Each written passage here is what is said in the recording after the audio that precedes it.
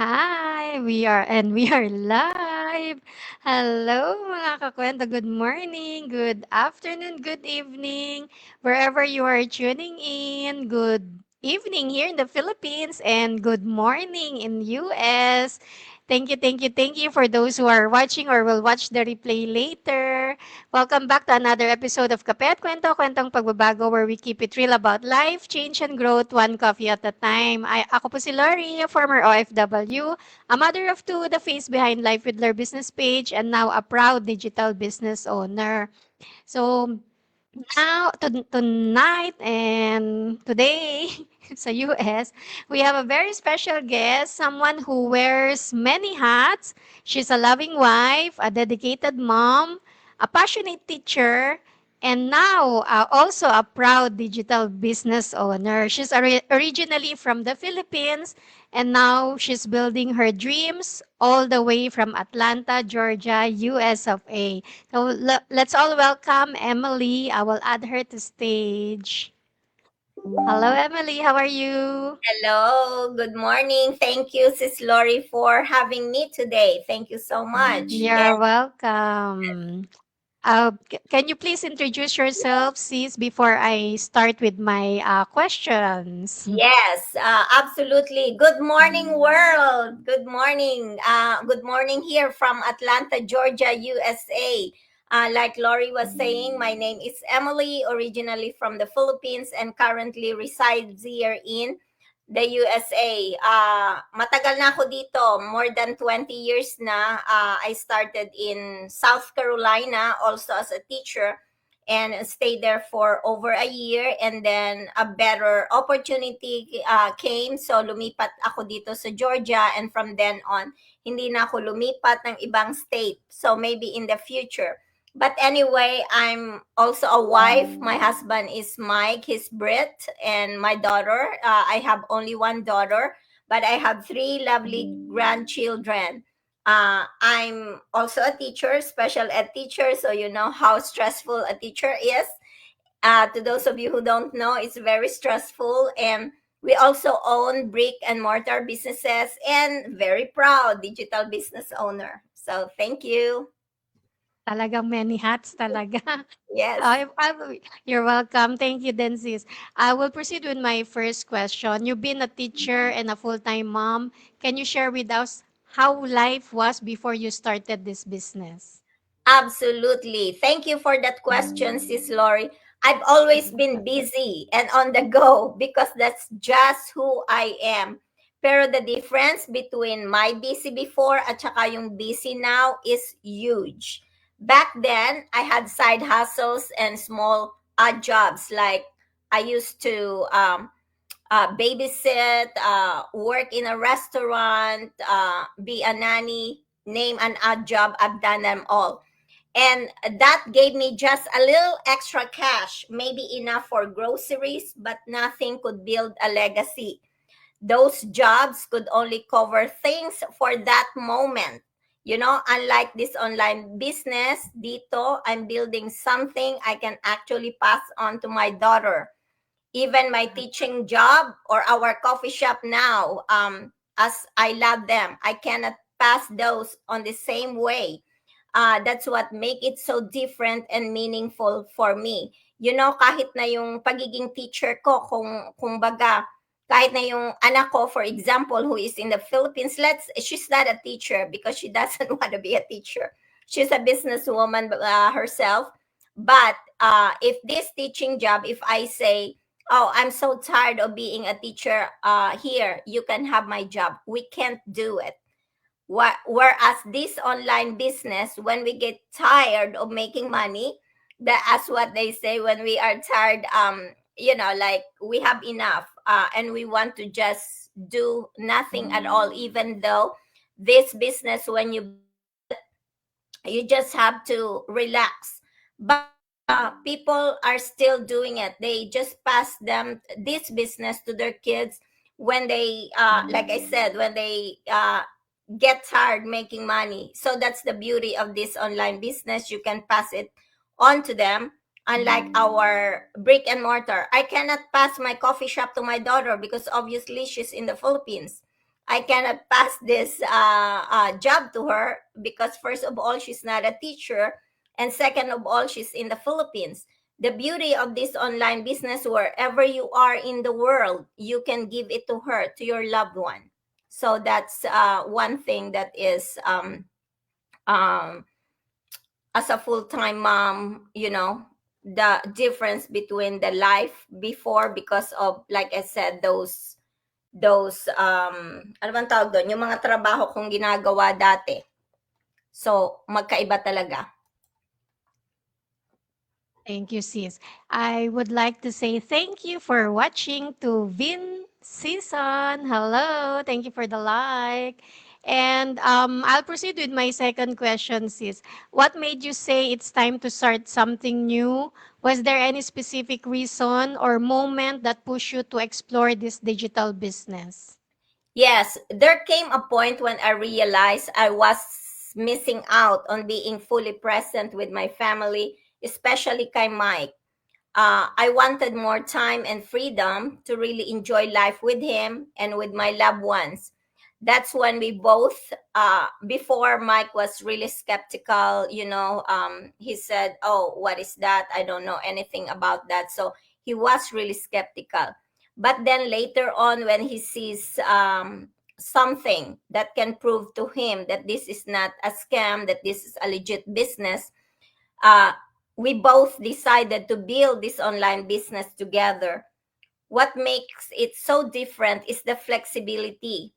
We can run it anytime, anywhere in the world, as long as we have a laptop, cell phone, and internet connection. Unlike our 9 to 5 jobs and brick and mortar business that tie us down to schedules and locations, this business gives us the freedom to work around our life instead of living around our work. Yes, we may have differences when it comes to, of course, food. His Brit, and I'm Filipino. I love to eat. He doesn't eat as much. And of course, the hobbies, we have different hobbies. He likes playing drums. Obviously, I cannot play drum. But with this business, we share the same vision and we work side by side now. That's has brought us even closer because when we are in the car, we go live together, and he's not a shy person. When I say, okay, I'm going live, and he is ready to jump in right away. We're not just building income here, we're building our future together. So that's the beauty of this, like him being skeptical at the beginning, and then to fully on board. Wow, nakaka-inspire talaga yung gano'n, 'di ba? Yes, From skeptic husband tapos naging super supportive and naggo-go live na rin siya, 'di ba?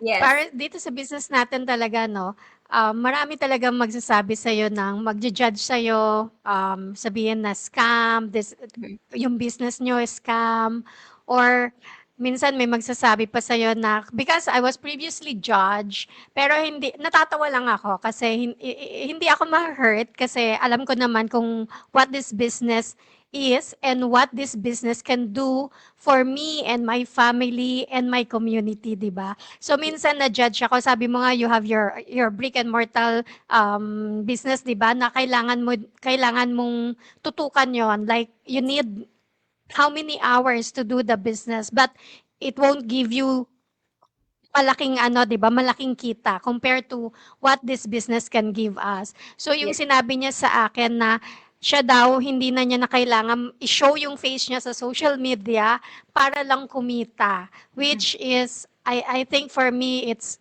because she has a sari-sari store.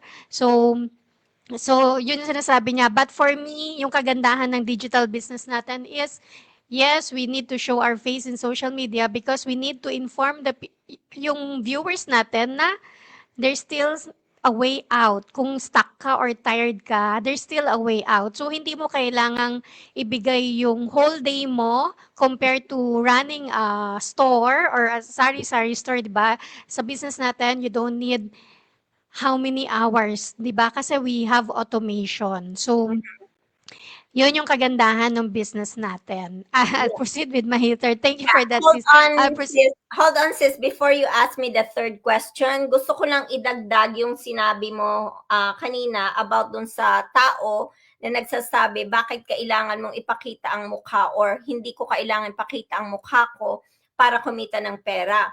So the thing is, guys, this is one way for us to show you that we are legit people, that we are running legit business. Kasi kung hindi kami totoo, kung scam kami, hindi namin ipangangalandakan yung pagmumukha namin sa internet at saka yung mga mahal namin sa buhay, ang asawa ko, ang anak ko, yung mga anak niya, hindi namin to ipapakita sa online business or I mean sa internet. And also the other thing, because you mentioned about, yun nga, pinapakita ang mukha natin para kumita ng pera, hindi po yun lahat ganon. Kasi meron talagang mga tao sa aming business na ayaw nilang ipakita yung mukha nila kasi gusto nilang maging parang nasa likod lang sila. So, meron po kaming tinatawag na Marketing. faceless, ano bang tawag doon? Marketing. Marketing. Yun, Marketing. meron po Yes. kaming tinatawag na faceless marketing. So, kung ayaw nyo pong ipakita yung mukha nyo online, pwede po ninyong gawin yon. So, depende po kung gaano nyo ah, kabilis gustong maabot yung mga pangarap nyo.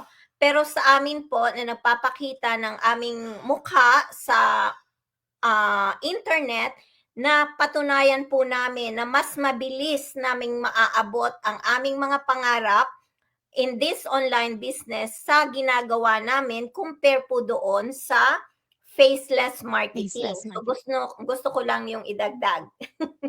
And in addition to that, sis, meron naman tayong mga magagandang mukha. So Yes. why won't be scared or ma-shy, 'di ba? I-show ang face natin, 'di ba? Yes. 'Di Yes. ba? Oh. Yes. Tama. Salamat for that, sis. Okay, you're Number welcome. three question. So I'll proceed with my third question. Stepping into something new isn't always easy. Ano yung pinaka-challenge mo when you started, and how did this journey help you grow as a person? Okay, so one of the biggest challenge was the tech side.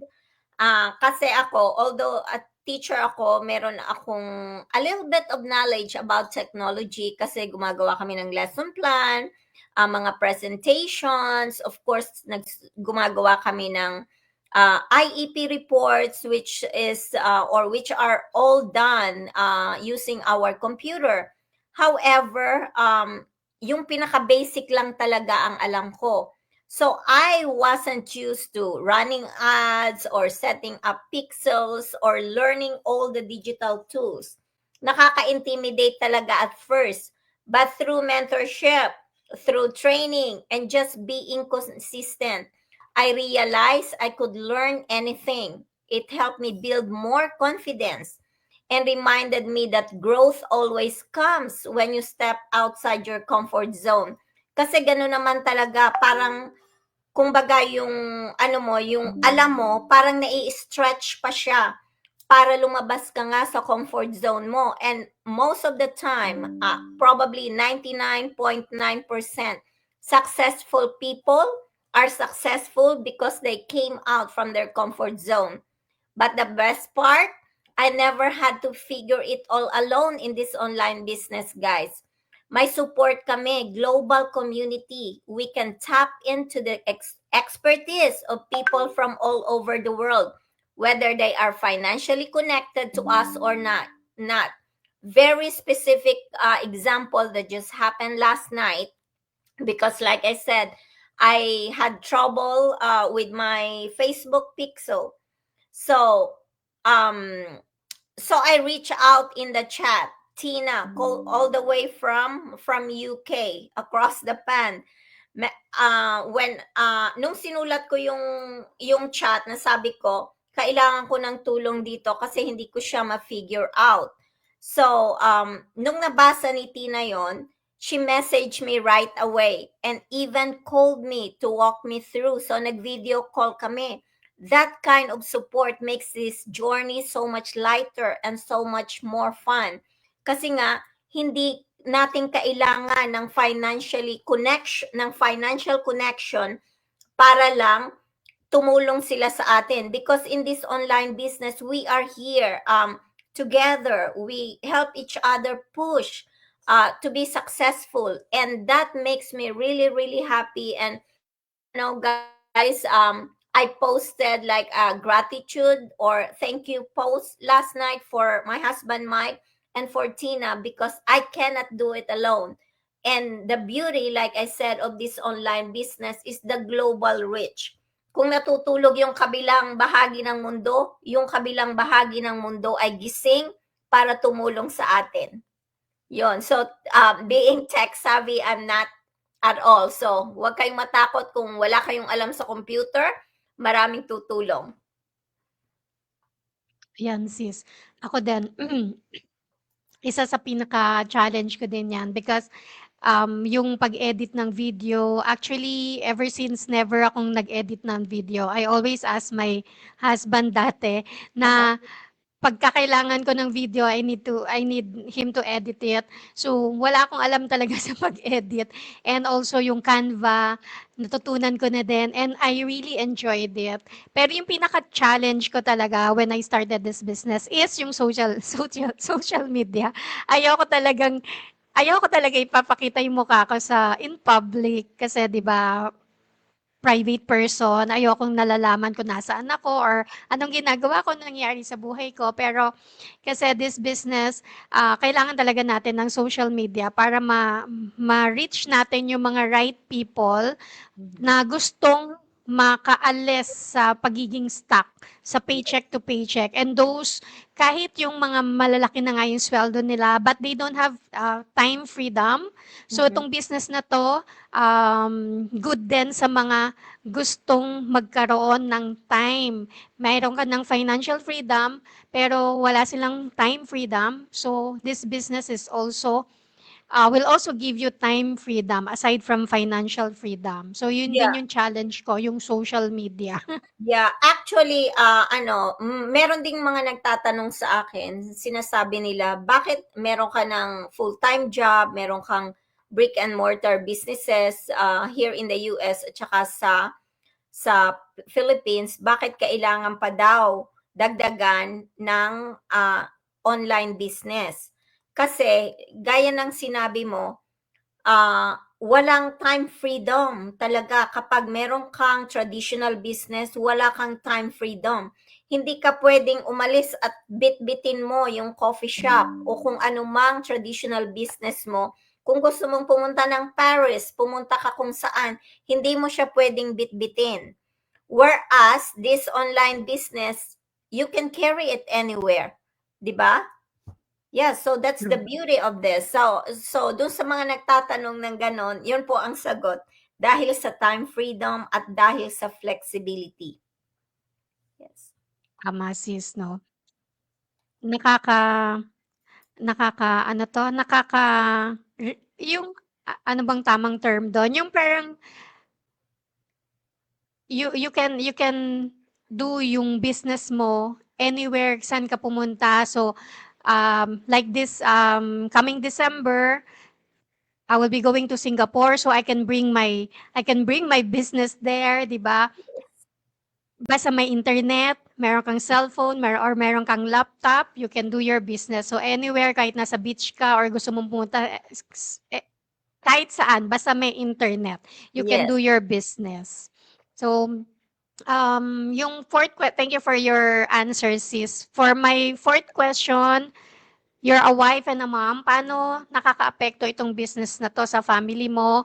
Has it given you more freedom time or maybe even new dreams for your kids?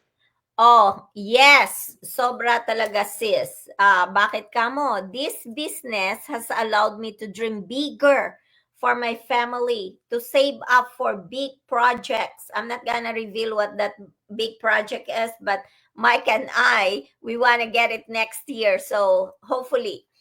and travel more. Init. Mike and I really love to travel. We traveled all over the place, but then sometimes because of our business and because of my full-time job, we have to come back at a specific time. In this online business, you learn to dream more of not having to clock in and clock out, not having to worry about your brick and mortar, and of course spend more quality time with our loved ones. I love that can I still do my teaching and manage our coffee shop, but this online business adds something unique: the flexibility and of course the peace of mind. It's literally a business in a box that I can carry anywhere and anytime, like you said a minute ago. As long as I have my laptop, my cell phone, and internet connection, I can run it whether I'm at home, sitting by the pool, on a cruise ship, traveling across the world. I don't have to worry about whether income is still coming in, because it is. Even when you're sleeping, once you build it, passive income start coming in. That's something my 9 to 5 job and our brick and mortar business could never give me. And if we really think back to the pandemic, when so many physical businesses were forced to close their doors, anong nangyari? 'Di ba, ang daming mga nawala ng business, ng trabaho, but this business kept going strong because this business has been around for years and we're still here. And that kind of security is priceless. It means I can finally look ahead with confidence, knowing I'm not just working for today, but also building something lasting for my daughter, for my husband, for myself, and for other loved ones. And so for me, it's not just about extra income. It's about freedom. Yun talaga ang pinakamahalaga sa akin is freedom, the stability, and creating memories with my loved ones while building a legacy we can all proud of. Proud talaga ako dito sa business na to, Sis Lori. Yes, ako din sis. Alam mo yung before I started this business, before I do the training, ang naiisip ko lang is yung kitaan, yung earnings, yun lang yung naiisip ko at that time. Pero as time goes by, alam mo yun, everyday nagte-training ka, nababago ka eh. Yung personality mo, di ba? Merong personal growth, yung self-growth, tapos ang dami mong natututunan, and bukod dun sa time and financial freedom na alam natin na maa-attain natin through this business, marami kang mamimit na tao katulad mo, we don't know each other before, 'di ba? So, alam mo 'yon, marami kang mga mamimit na tao. Meron ka pang mamimit na cousin mo pala katulad ni Mary Ann Salas, she's my Yes, cousin from Zambales. So, alam mo 'yon, marami kang mga mamimit na tao like Coach Franco, those people na successful, and talagang sinishare nila sa'yo yung how they became successful. So, hindi sila nagdadamot ng knowledge nila. Unlike pag nasa company ka, di ba? Pag nasa corporate world ka, parang laging competition. yes, Laging nandun yung, ay, hindi kita pwedeng turuan ng ituro ko sa'yo lahat because baka masapawan mo ko. So, yes, laging nandun yung competition. But in our business, in our community, we're always helping each other. So, you won't feel alone. That is my fifth question, sis. Pero I won't ask it na. Yung question ko kasi, one thing people are curious about, how important has the business community and mentorship been to you? Do you feel na you're doing this alone or with support? So this one, I won't ask na sis, kasi medyo nadaanan na natin. So nasagot na natin. So uh-huh. for our viewers, those who will watch the replay then, if you can resonate with Emily's story or my story, you can register on our websites shown on screen with your name and email para malaman nyo ano ba talaga tong business namin. So I'll proceed with my sixth question and my last question na rin pala. So for those watching right now or who will watch the replay later, who feel stuck in their comfort zone, ano yung message mo to inspire them to take the first step like you did? Okay. So hopefully ma-inspire ko kayo sa sasabihin kong to. But before I go there, I would like to add on to what you said na pag nagsimula tayo sa business na to, ang una natin talagang iniisip is yung money, yung income. But for me, honestly, as I'm over a year here in this online business, and I realized that money is now secondary, because for me the most important is the self development. Marami rin akong natutunan. I feel like I'm happier this time compared before the online business, kasi marami akong na-meet din all over the world. Like when I went to San Diego, I met people from different countries, from Sweden, Netherlands, England, Europe, Canada, name it, every Fiji actually. So marami talaga akong na-meet doon. Yung si Tina kagabi na tumulong sa akin, she's from England. So naging friends kami, and in a way family na rin.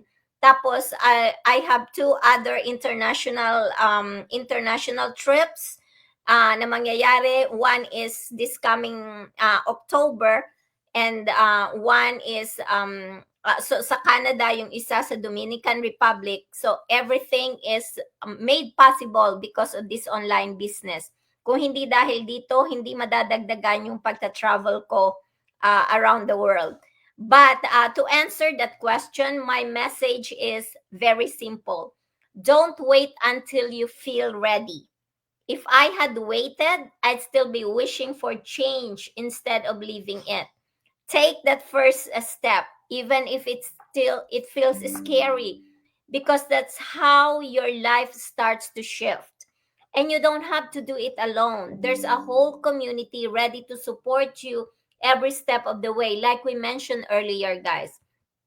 To those of you listening right now, or maybe later on the replay, I know that deep in your heart you have big dreams and aspirations. Maybe it's to spend more time with your kids while they're still young. Maybe it's to help your parents live more comfortably. Maybe it's to finally travel and see the world, or simply to breathe a little easier without the stress of bills.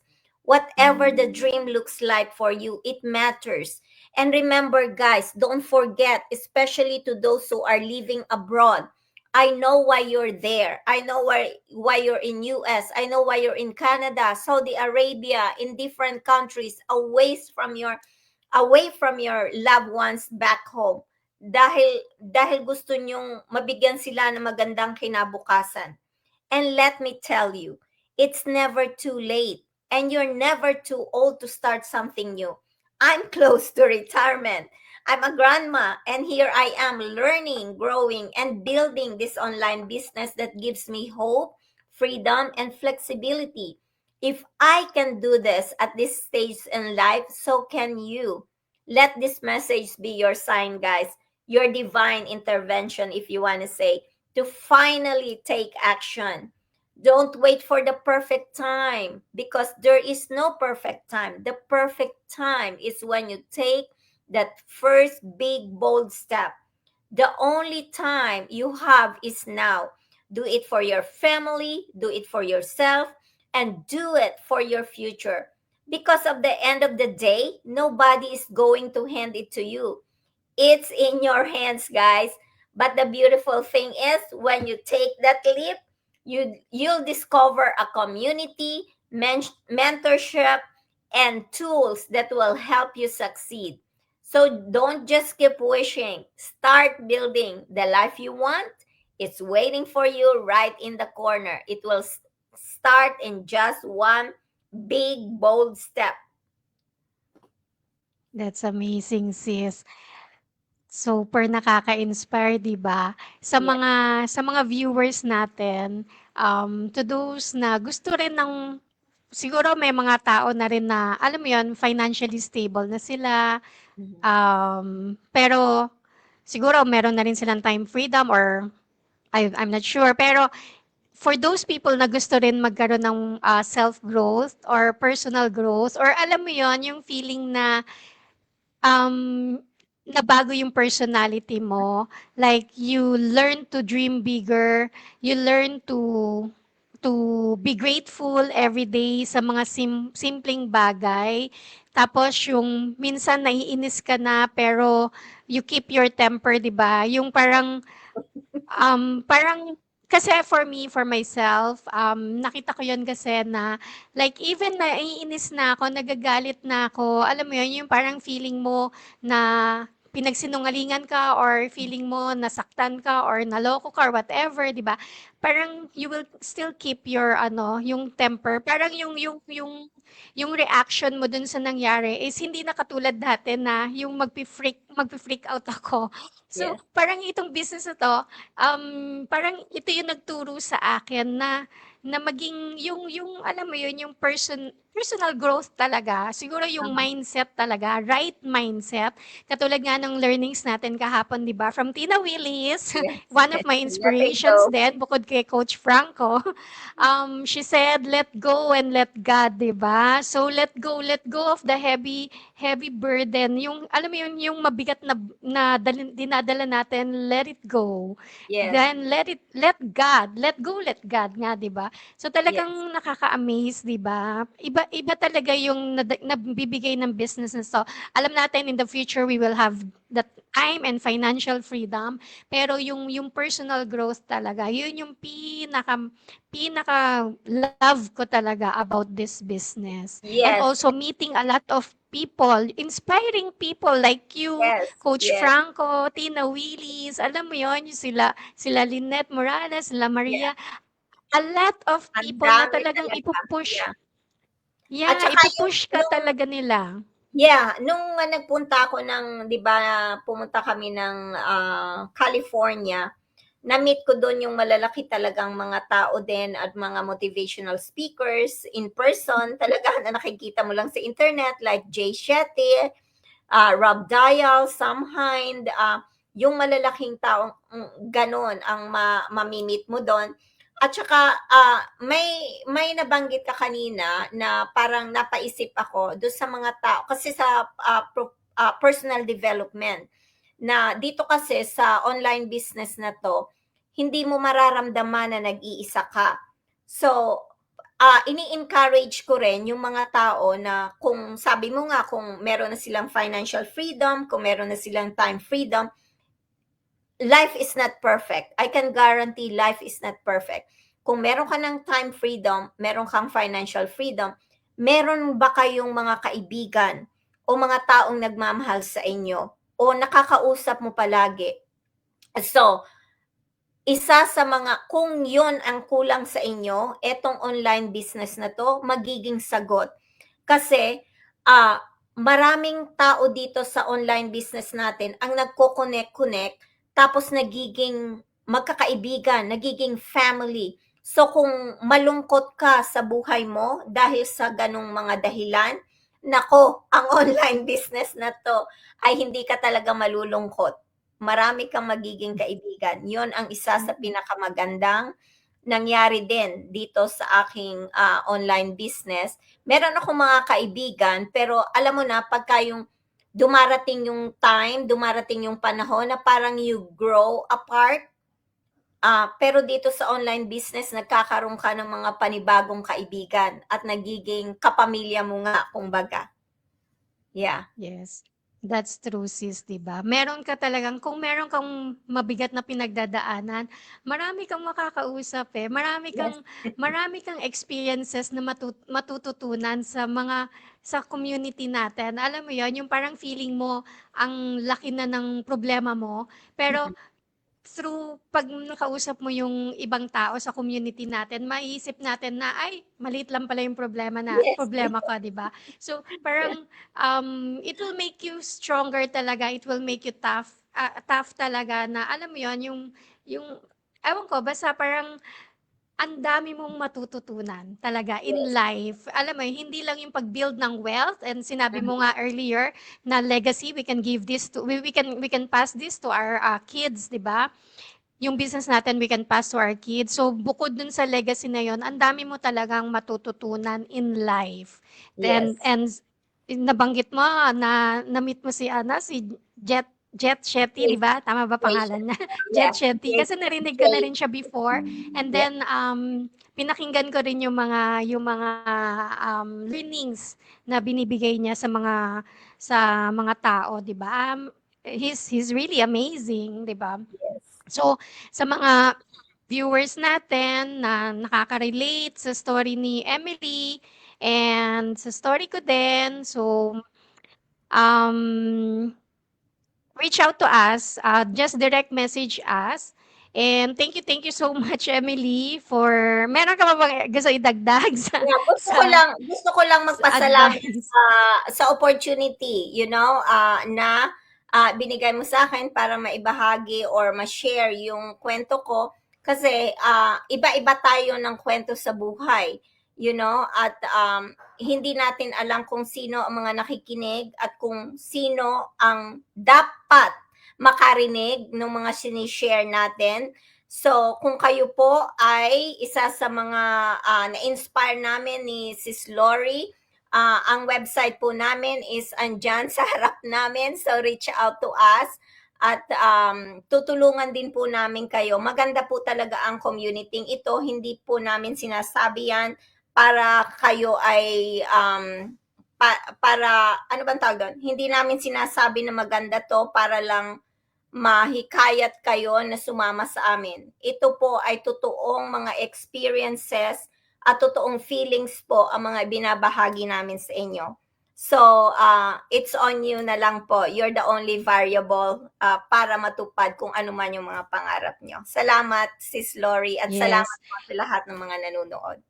Yeah, thank you then, Emily, for sharing your story with us tonight and today, Jaan. I'm sure maraming nanonood yung makaka-relate sa journey mo, being a teacher, a wife, a mom, and still choosing to build something bigger for your future. So mga kakwento, Emily's story reminds us that it's never too late to dream again, and it's never too late to start. Kahit nasaan ka sa mundo, opportunities are everywhere. So you just need to have the courage to say yes. So if her story inspired you today, just stop watching. Take that inspiration and turn it into action. So sabi niya nga, 'di ba? Now is the best time. Wag na nating antayin yung maging perfect ang lahat. Now is the best time to start. So thank you so much for spending your time with us tonight, mga kakwento.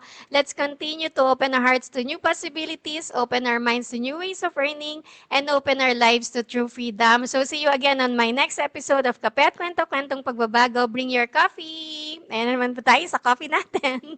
Yeah.